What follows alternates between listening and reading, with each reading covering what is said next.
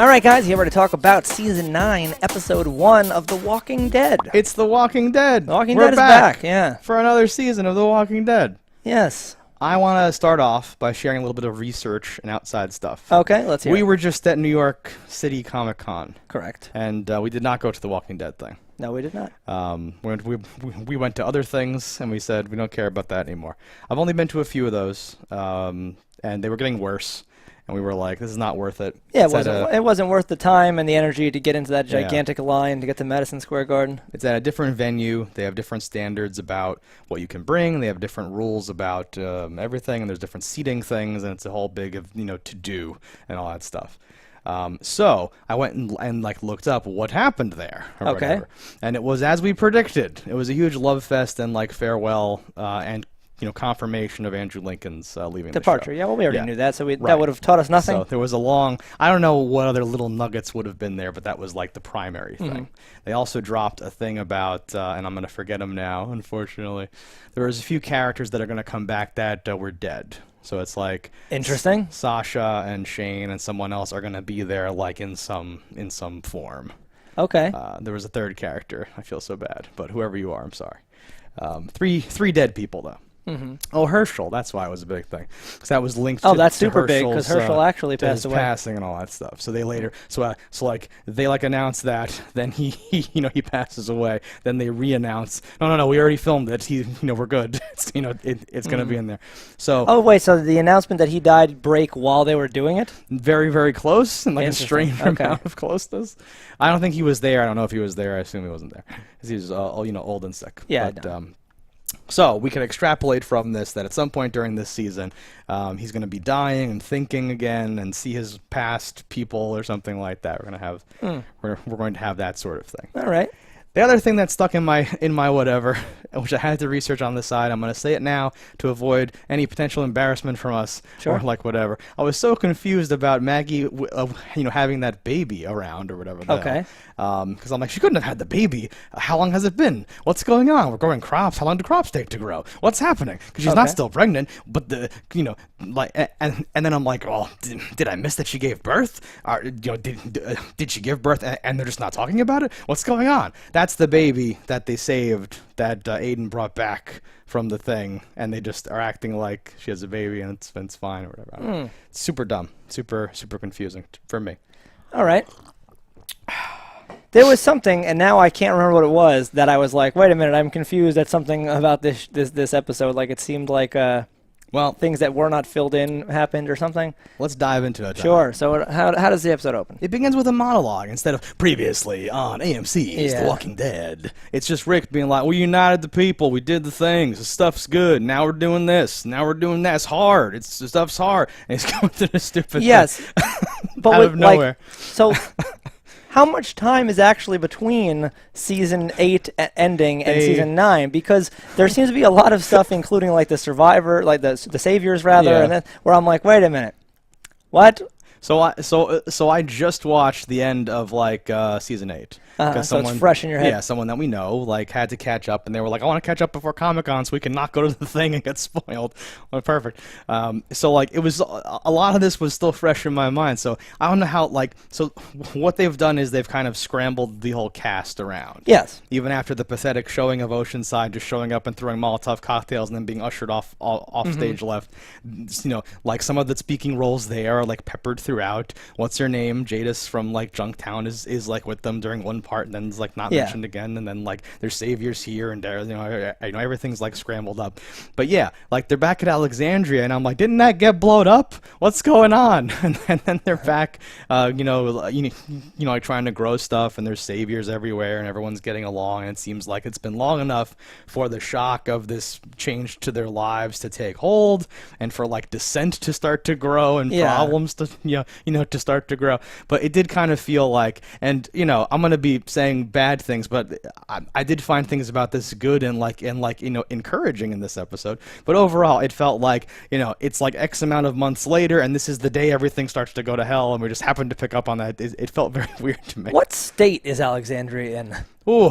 Because they were in Washington. What State of the Union? Oh, I don't know if is that literally Washington? Is it not? I don't know. I could have sworn in the wide you saw like the monuments and the blah blah and the bullshit, Well, and that was just like I the knew, museum. Yeah, I knew it was like a museum. I don't know if it was the museum. Maybe it's not. Maybe that's just me assuming all proper capital E buildings look the same. Yeah, as people from New Jersey who've been to the real place, we typically, I think, assume that that's where, because she says, like, I took my class here, and we're like, yep, as Well, you yeah, do. you can take a class anywhere, but yeah, it appeared to me as if it was, and regardless, so they go to a museum, and I was like, all right, that's smart, that makes sense. You go there, you're aside cool. from the seeds, taking the like the wagon, the canoe, which I was like, a canoe, I feel like you get that in a sporting goods store. I don't know why that one in particular was valuable. I don't know. But the plow, that made sense, things like that. And they say out loud, oh, the blacksmith can use this to, like, make a replica. To make more. I was like, okay, shit. No, like, that all makes sense and whatnot. And I do like that they are steering away from things that require gasoline, because they are starting to say, oh, gasoline's not around anymore. And that's cool. I know. They seem to be hearing a bunch of, I did hear, like, a quick blip, too, that there's a new showrunner. Yeah. And I think it shows. Just in this intro scene, I jotted them down or whatever. I wrote down in all caps, zombie fingers.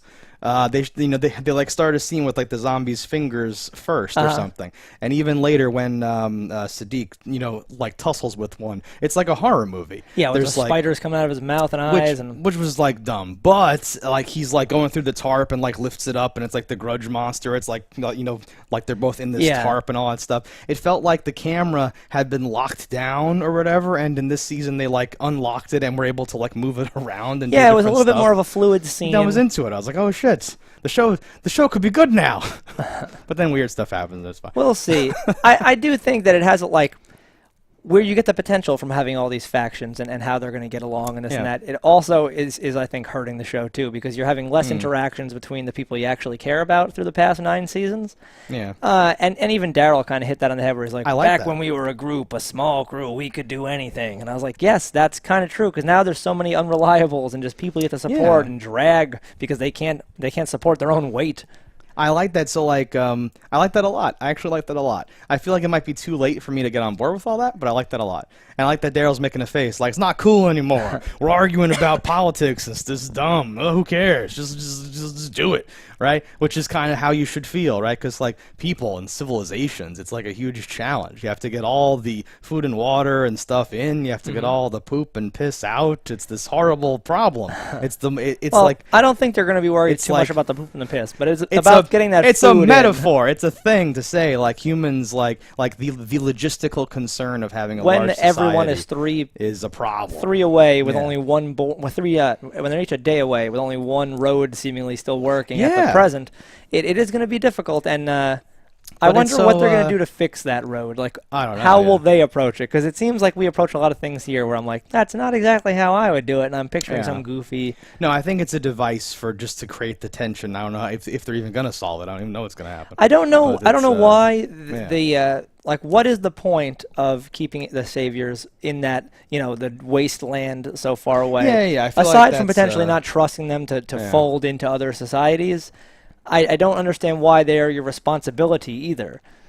And I get that if you don't feed them, they could be your enemy. Yeah. But there's at a certain point where you're just dragging your own people down, and that's why. What's his face? What's Skippy's name? Who's Skippy? The guy who used to run Hilltop. What is his name? Gregory. And that's like, that's where people like Gregory get to pop in. And like, he had a point. He did not approach it in a proper way, but you can't be derailing all your resources to somebody else that's not helping you. Because times will be tough and you need to have a savings. You get a little vibe like Gregory was like, make Hilltop great again. Hilltop first, whatever. A little bit. Yeah. I did like some of what Gregory had to do in the season. It was awesome. And I do think he deserved what he got, because if they didn't kill him now, what were they gonna do? No, and like during the season finale, when they have like they're inserting lines about Gregory as if we care about Gregory. Oh, he's back at the house. Yeah, I wasn't gonna take him with us. And then later, like, where's Gregory? I'm like, what do you mean, where's Gregory? Forget about it. So I knew they were gonna do something with Gregory, but it felt really weird where they were like, we didn't film Gregory that day. Put some lines in about Gregory. They, like the people can't forget about Greg. So I'm like, okay, fine, great. I guess this is why. But yes, it's good that they finally killed him. I love the politics and all that stuff. Again, I feel like it's probably too late. Maybe if this stays quote-unquote good or interesting for me, I'll just get used to it and it'll be fine. But after so many seasons of not caring and not like having it, things be real, and me actually thinking certain episodes were like someone is dying and this is their like fever dream or like whatever, all that stuff, to have things be so real, like spray painting over road signs with like actual pertinent information for the apocalypse, right? Having like bridges go out, having there just be mud, having there just be like dumb normal problems, and having people get like worried and like kind of like move in like, hey, could I be your apprentice too? I kind of want to learn that. Oh, he's he's an asshole, but don't worry about it. Like those little things. That worried me too. That's awesome. So the kid dies. Yeah. His dad is the blacksmith. The blacksmith then potentially was going to get murdered, and I was like, they kind of need that guy. They can't, and the way they frame the shot, you think that potentially he's going to get killed, and then it's like break left. Oh no, it's Gregory. Yeah, he's going to die because he took advantage of a person in grief and did a thing, and like in a real court system, they they would have gotten like life, not death or whatever, and they need him. So like at the end of the day, you can't kill somebody who is holding your life. Like you have no one else that knows what he knows. He may have taught some of the things, but you can never teach somebody everything you know. There's always going to be some instance where you go, oh wait, this.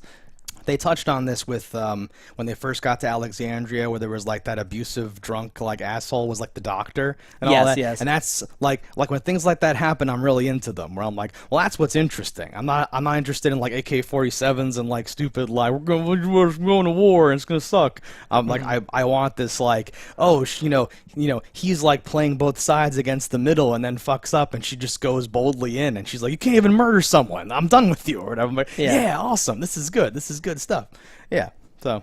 Yeah. Had he just killed her, right? Like, if he would have just killed her himself out of the blue instead of sending him up where the attack is going to happen, he would have won and it would have been over. Yeah. But yeah, because he's a chicken shit, he died. And that's his character. Is he not only does he like try to manipulate people, but he wants to like be that guy. He wants to go in and like I'm gonna right. So he even does the stupid cliche thing. When they're like fighting over the knife, where he says, "You came in, you accused me, and you had a knife, and I defended myself." Like he's so into like that narrative or whatever. And it's so great that he finally dies. They finally were like, "No, he's dying," or whatever. Yeah. But I love that all the other characters are like, "Maggie, whoa, yikes, dude, what are you doing?" He died very quickly for how he died because his neck didn't break, and we know that because he struggled. Yeah. And then like 1 second later, cut him down. And I was like, I think it takes more than a second to die. When she said cut him down, I actually thought like, wait, are you not going to kill him? And then it's like, oh no, he's dead. He's long dead apparently. Yes, I know. Okay, fine, yes, but like that kind of thing in the face of like maybe the show is getting better, I can like forgive stuff that doesn't actually. A lot of movies with like any sort of death. Any sort of choking out. If they wanted it quick, though, they could have just had his neck break. They could have done it not from a horse. They could have done it from, I don't know, anything. Yeah. Weird choices abound, but okay. I can deal with that. No, yeah. As far as horrible things go, it was not egregious. Yeah. So we kind of touched about most of the Maggie stuff. And Maggie does put her foot down later to say, like, no, we're not going to keep giving our shit up unless they're going to do things. And it was weird because it almost seemed like the Saviors were not going to be helping at all with the bridge when she said that. And I'm like, why wouldn't they have been? Doesn't it just make sense? What else do they have to offer? They kill corn, that's it? So now we'll circle back to that because it's an interesting... I feel like as you were sort of getting to, the obvious solution is like abandon the sanctuary. Like what? Leave it. Move somewhere else. What are the concerns with... I don't know, exactly, but you can probably have the other two places absorb those people, and then. And even if you don't, even if you can't, like you're unwilling to, or don't want to, or don't have the space, whatever. Yeah. The world is your oyster. You can move anywhere. Yeah. I'm sure there's some place that doesn't have like oil-soaked grass that can't produce fucking real crops. It's a goddamn factory. I even thought like, hey, you can move into the museum. That's kind of cool. Like, whatever. Yeah. No. You could go and like a lot, and you could create like a lesser kingdom or like a East Hilltop and have like another little area close enough, but not like in the walls or something. There's a lot of stuff you could do. So a little of that feels kind of like. Because they kind of make the point very clearly, where it's like, ooh, stuff's not good here, and like stuff doesn't grow here, and it's not really working out here. There's nothing, and like I'm kind of like, and anything that makes that a structure that is defensive, they had to have fixed because they blew holes in the walls. There was they wrecked it all. It was not Right. a perfect installation. Yeah. So they're fighting to maintain this because it's their home or whatever. No, like, and like why? So they're probably gonna say like there's too many people or we can't logistically do it or something like that. But the people they were essentially slaves or like in some sort of weird feral relationship where like I have to do what this person says or like it's like better than like being out there alone and dead. So I'm just gonna keep working on my little things, and then every now and then Dwight comes over and says pickles, great, and you're like I've been working on this for months. Like oh god, like and you just have to deal with it all day and eat shit. And now someone's like. You're free, but stay there. It keeps essentially doing the same thing, and the corn's dying. And but not even doing the same thing because they used to be given so much of a portion. They had the ability to fuck around and make BLTs and whatever. They don't have that anymore. There's no BLT money anymore. So I don't get it. I also I'm amazed how many horses there are and the fact that are they actively breeding horses because.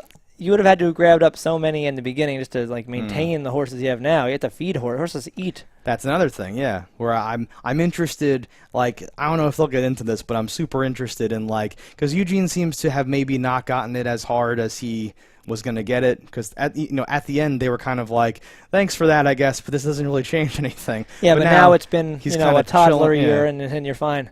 Yeah, so they're making corn fuel, but then you would also want to feed some of that, or maybe they just use wheat, or I don't know what the breakdown is, but it seems like you need fuel for your horses and you need fuel for your vehicles and all that stuff. So. Well, they said that we don't have enough fuel to power the cars. That's why they just use the quad and the bike, and why they have the garage. I think actively working on and maintaining those bikes because that's all they have. It's nice, and it's interesting. Cool. I like this like scarcity causing the problem and the people. It should have happened seasons ago. That's the whole thing. Is like it's weird to have the show kind of like try to steady itself now. I'm still holding like a grudge. Well, my thought is, whether or not they're actually ending or going to spin off into something else. I think they're trying to set up a different type of show. Yeah. That's awesome. can keep an audience and be good. Yeah.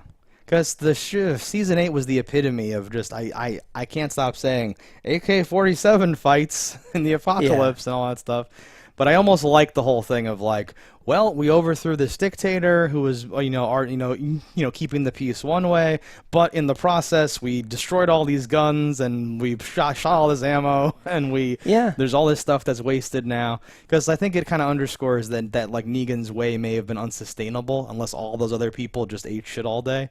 And now that they're all sort of living, it's like, oh god, what do we do? I like that. I do wonder going forward here what is going to happen. So you see with the pocket of the resistance, the We Are Negan still around. Clearly, graffiti at some point in this season, they're going to attempt to break out, I think, of Negan, to bring back the good old days. We don't see him at all, right? We did not see him at all, no. Yeah. And that makes sense. I wonder if we will see him until like the mid-season. Until it's time to do or something. he'll be there next episode. Here I am. Opens with him. Potentially. Well, we did cover most of the people we know. Like there wasn't a lot of characters that were just like not shown. He was a choice. Oh, big time. It isn't like there's a place we didn't go or something like that. So let's like run around it, right? So Daryl doesn't want to be at the sanctuary, and that makes sense. Anymore. He doesn't want to run. He doesn't want to be the head of these people he used to want to kill. And he says it doesn't feel right. Whatever, and you're like, no, fair enough. And like he says, I'm not gonna get up on a soapbox. There's no speech here. Someone died today. Fuck you. I like that.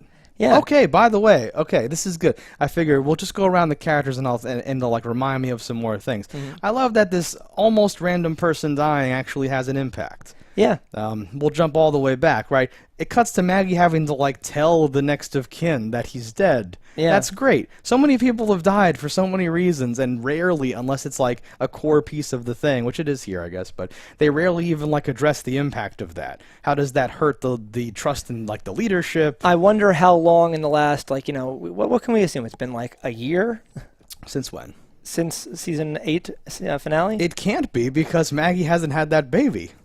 But that baby seems like it's too big. It seems like it's so much bigger than we last saw it. I don't remember that baby at all. That was the guy who got killed in the.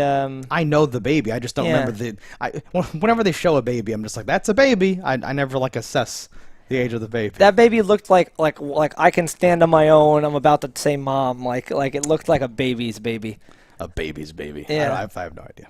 Yeah, whatever. The timeline, as always, is a little messed up. But it had to be at least months. Like a crop came in. Like she doesn't look pregnant. She doesn't. I don't know what's going on. That's why I'm like, well, maybe she lost it. Like Did she have a miscarriage that they could haven't anything addressed? have happened in this last whatever? I'm trying to think of anything else that but look how much older what's her name? Judith. Grace? Judith, that's it. Judith looks. She looks so much older. I don't know. Like I don't even think it's the same person playing that baby anymore. Yep, I don't know. It's very strange because Judith is like upright. She's fucking painting pictures. She's talking.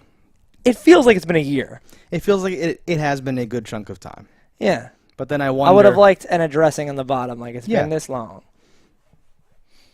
And I'm trying to think of like, is there anything we can even say that would definitively and no? It seems like time has gone by, but we're not sure how much. Maybe next episode will open in a way it'll become abundantly clear, and we'll go, I was being an idiot, it's fine. Like 2 years ago today, Carl died, or like something. But then we have to answer the question. So either they're being cheeky about the what's happening with Maggie's baby, or there's some other explanation for, because something else that has happened is Carol and King Ezekiel are actually an item. That's awesome. Maybe the other baby died, and that is her baby. I know. Who knows? Doesn't matter. Then she gave birth off screen. That's what I'm thinking. That's because someone says that that baby doesn't have a father, but I don't know what's going on. Well, Glenn's dead too. No, I know why they would say that if it's her baby. I don't know why he would say that if it's not. The point is, I'm not sure. We don't know why someone would say it if it's not her baby. What? I'm gonna say that other baby died or was given away, and this is her baby. That means that she gave birth off camera screen a year and a half ago. No one had anything going on like that, right? That's my theory. The internet. I'm locking it in. Okay. Fuck the internet. Sure. No, that's what I assumed too. Because she looks skinny as fuck too. But then I had other questions about how long it's been and what's been going on or whatever. So yeah. I don't know. Just based on my confusion of how the state of the saviors and all that shit is working out, I was like, it had to have been a long time that nothing has been addressed about, because it doesn't make sense otherwise. It has been 3 days and we have this this relationship set up? No, it's obviously been some amount of time. Yeah. I don't know. The timeline is confusing at best. Yeah. Without more details. But I like Carol talking to Daryl. Yeah, she's going to take his spot over. Which is weird, but... It's not that weird, because she's been a pull-away kind of person for most of this. She hasn't really been in like a leadership position, though. I think it's weird for her to want to go lead a settlement now and all that I don't stuff. think it would be out of her wheelhouse, though. She is a leader, leader, a survivor, a boss-ass bitch, as they say. I'm sure she's capable of doing it, but that's not really been... as you say, she's been off living in a cottage alone. Yeah. Hasn't really been the one... Even before that, though, she was surviving on her own. She was doing this, that, and the other thing. But she always, when the time came, was great with the orders and the snapping of what to do to survive this situation. Sure. I think that'll be fine. And you think Daryl was really doing anything other than going, shut up, and like pointing a crossbow? I don't know what Daryl could have been doing. Yeah. Shoots the fake scarecrow and all that business. That was a smart thing to kill, because that scarecrow would only cause you problems. Eventually, its skin would decay, it would fall down, it would be in your fucking camp. Yeah. No, it's a dumb thing. So that puts Rick in a weird position. I like Rick in this episode not really, being able to work his magic and make everything happen or whatever. Everyone's kind of like, I don't know, man, about Rick, which is cool. And Maggie calls him out, saying, you said you were the wartime consigliere, and that after I was going to take over, and that didn't seem to have happened. So F you, I'm calling it. I'm not going to do what you want. Which means that they might have a huge problem on their hands, where they have a riot in Sanctuary, because they're not going to provide them with the supplies or whatever that they need to keep going. Potentially, and we have seen the end of season 8 where there was a cabal against Rick and killing Negan and whatever. So that seemingly has not happened yet. I wonder how Maggie that's coming says she's forward. not even going to Alexandria because Negan's there. Yeah, someone said you won't even go there because he's there. So they're playing the long game, I guess we're supposed to believe. Yeah. I wonder if that's how you win, though. I wonder how much they'll even come back on that or not. I don't even know. They what have they'll be to, doing. or else it's just you can't insult fans like that. They can. I don't think they will. Nah, it's a weird because there were 3 settlements basically, and if like Maggie was leading Hilltop and Daryl was put in charge of Sanctuary, that means that Rick was running Alexandria, and he was like outnumbered 2-1, where 2 of the settlements didn't like him or whatever. Right? Well, there's 4 settlements. You're forgetting the kingdom. Oceanside. Oh. And Oceanside. Okay. So it's like Oceanside. I barely count them. They mentioned 3 places a lot, so I assumed those were the 3 places. But yeah, the kingdom. Yeah, because King Ezekiel is still king. He's still alive. I forget Alexandria because that was supposed to get blowed up. Yeah, that's back now. I thought his house got blowed up. Is that like a different house? Well, they have many they to choose from. A lot of people died. Don't worry, we'll go into some dead guy's house.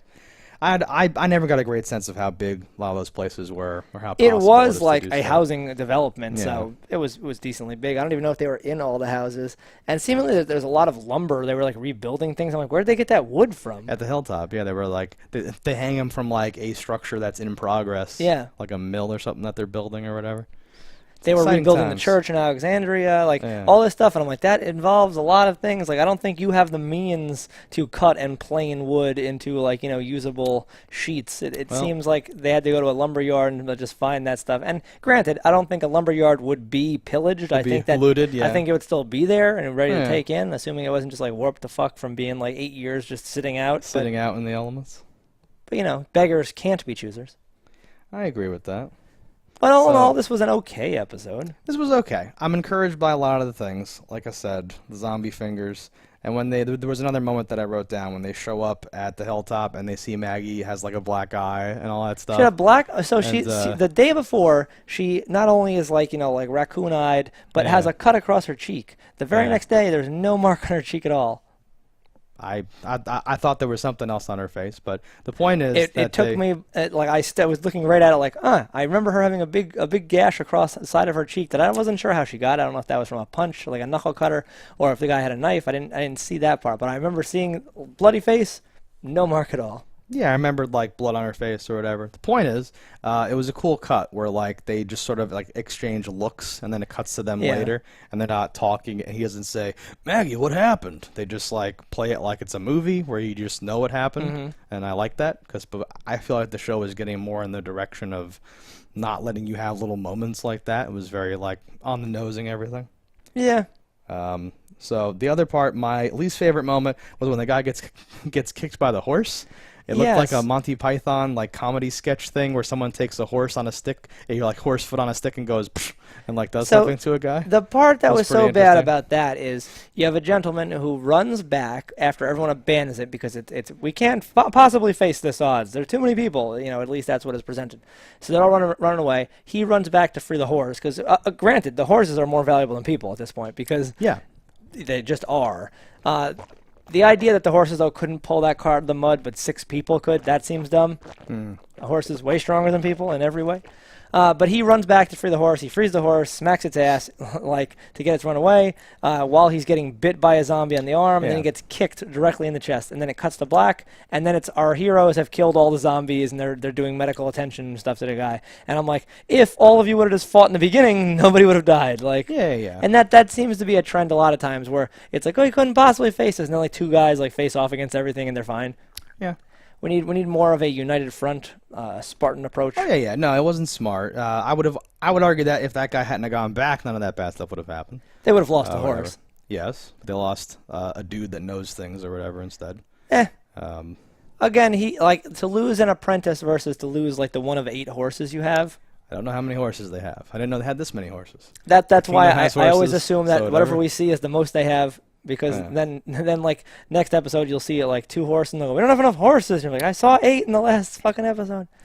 No, I see. I like your point is fine, obviously, but I don't know. Like usually it's where they're like, let's pull back. It's not worth the risk for this.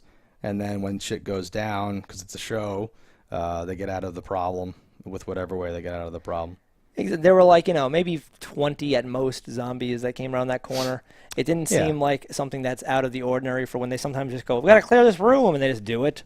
Yeah, I don't like when the zombie is suddenly there biting the guy. I feel like there should be more, and in the same episode, there's like better ways of having the zombie show up or whatever. Yeah. It seems usually like the camera angle is from like here, and then it cuts wide, and there's a zombie right there, and you're kind of like, if you wanted this guy to die, he could have just been right around the corner when that zombie first, like, spooked the horse. Yeah, he could have slipped on the mud, could have done something. The horse could have just kicked him. Sure. Could have just died from that. And I was like, is that how the wound would look? And I'm like, I'm sure they Google like pictures of people that just got kicked by a horse. Oh. It just seemed like it should be a purple horseshoe, a bigger damage zone. Don't know. But I don't know what that looks like. It's like when you say like that wouldn't happen. Blah, blah, blah. I've never been to space. I don't know, but I feel like just from if you've ever been like hit with a stick or something, you don't just get like a perfect stick mark. There's like a different color mark for where you were actually impacted, but your body like turns yellow and shit like almost instantly from a really bad hit.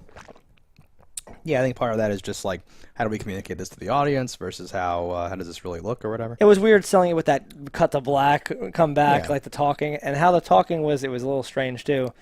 I don't know. Which talking? Right, like from In the Black, you heard like, it's okay, something by His grace of God, or like some craziness was spoken. Oh. And then like it fades back in, and they're like, they're in the panic and putting I didn't hear the craziness. There was some weird things that I was like, what is happening? And then it finally faded back in, and you saw what was happening. I heard some weird dialogue about like trying to, stay with me, do this, do that, whatever, grab his thing, we're gonna do this, tourniquet, whatever, blah blah blah. Yeah.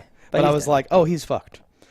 Speaking of being fucked and not being fucked, so like I know why. So don't tell me why. But I'm like, why is Zeke not dead?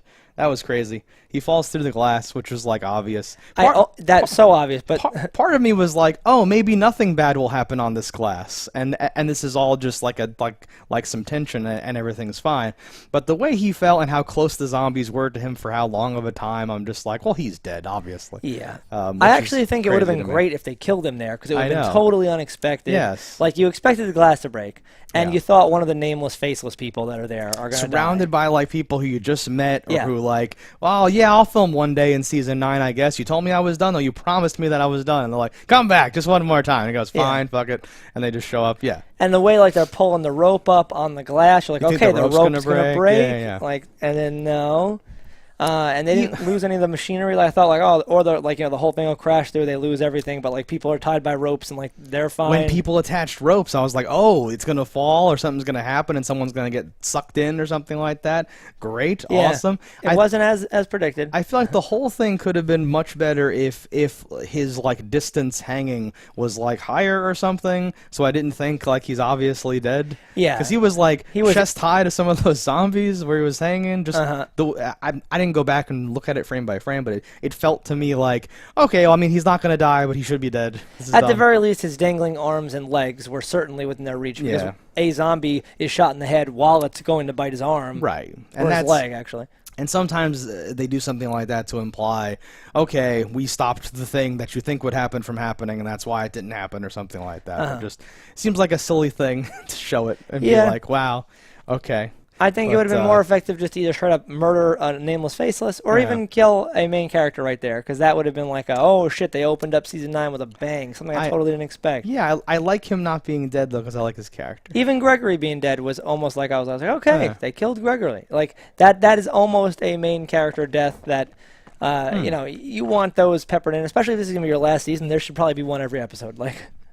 How do we feel about this? It might be the last season thing. I didn't Google that or if they addressed that. I've only heard the rumors. I don't know that it's a fact or not. Just that Andrew Lincoln is done.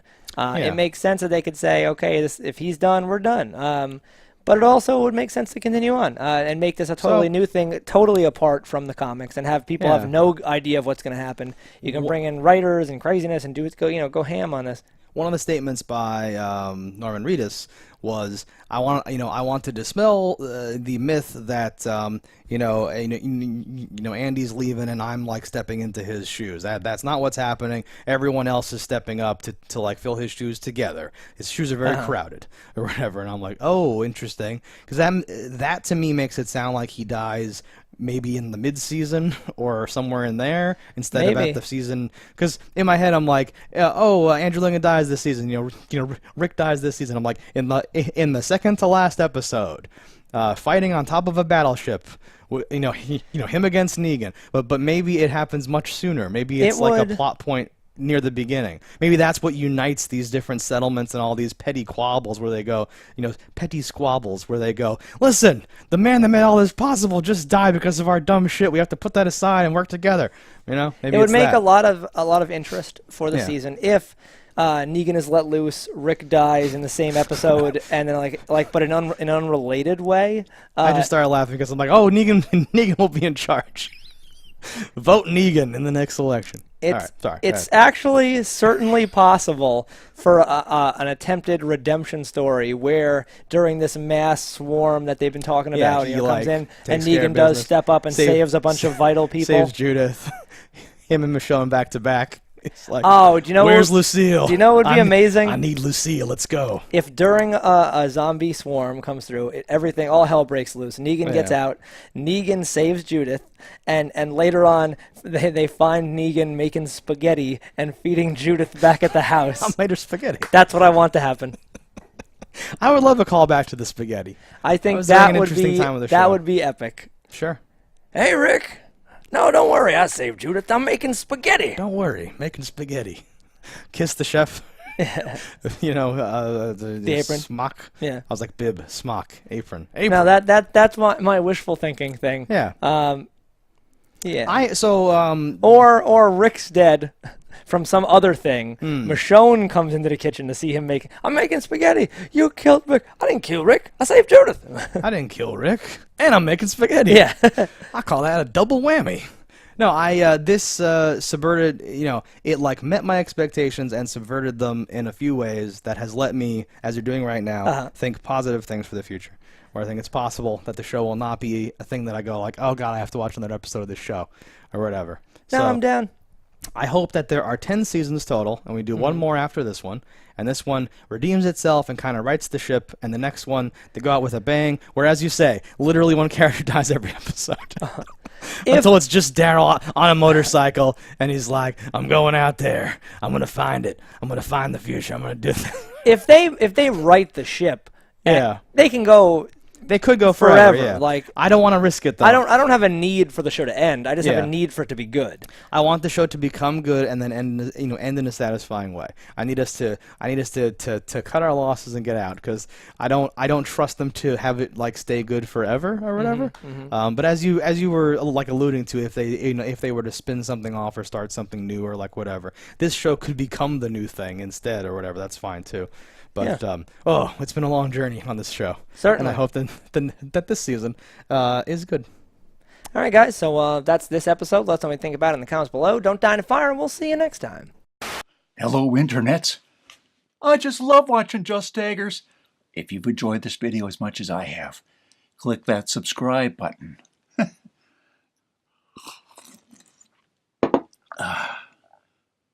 Peace out, homies.